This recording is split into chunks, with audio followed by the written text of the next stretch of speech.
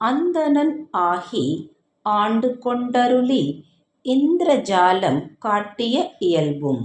இதன் பொருள், வேதியராய் வந்து எளியேனை ஆண்டு கொண்டு பல மாயா வித்தைகள் காட்டிய இயல்பும்.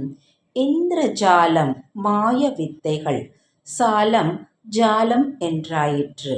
இந்திரஜாலம் இந்திரசாலம் என்பன ஒரு பொருட்கிளவிகள்.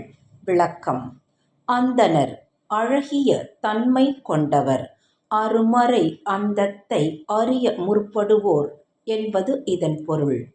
அந்தண்மை பூண்ட அருமறை அந்தத்து சிந்தை செய் அந்தணர் என்று திருமந்திர திருப்பாடல் தெளிவாக விளக்குகின்றது.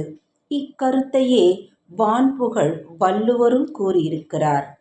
அந்தணர் என்போர் அறவோர், மற்றெவ்வுயிர்க்கும் செந்தன்மை பூண்டொழுகலான் என்றார்.